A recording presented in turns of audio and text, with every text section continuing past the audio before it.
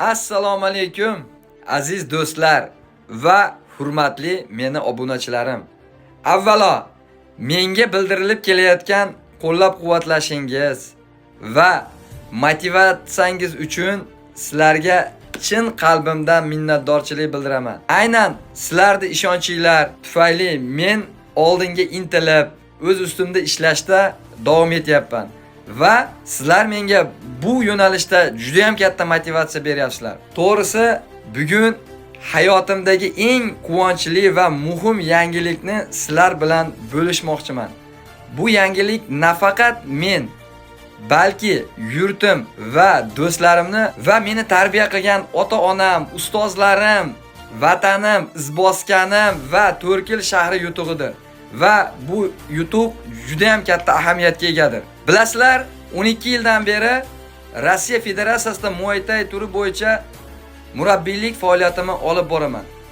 Bu yil Rossiya Federatsiyasi davlat oldidagi xizmatlarim uchun Marshal Jukov nomidagi xalqaro fondi tomonidan mardlik va vatanga muhabbati uchun orden bilan taqdirlandim. Do'stlar, bu mukofot nafaqat meni mehnatimga, men bilan ter to'kayotgan sportchilarim va komandamning yuksak bahosidir.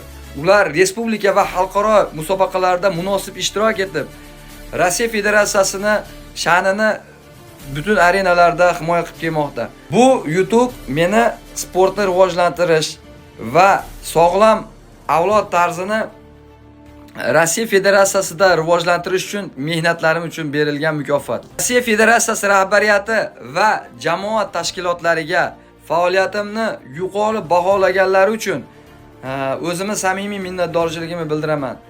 Bu mukofot men uchun katta sharaf va kelgusida ham sportni rivojlantirish va sog'lom avlodni rivojlantirish, ularni voyaga yetkazish yo'lida yanada ko'proq mehnat qilishga undaydi.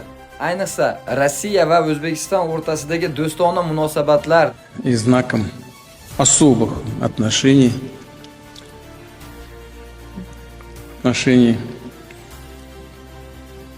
не просто дружбы, я бы сказал, братского взаимодействия.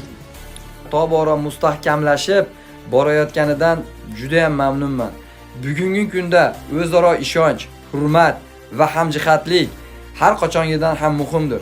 Faqat birgalikda katta yutuqlarga erishib, farzandlarimiz uchun munosib kelajak barpo eta olamiz.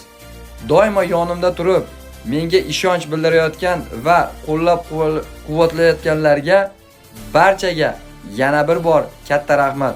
Hurmat bilan Dilshodbek Mirzayev.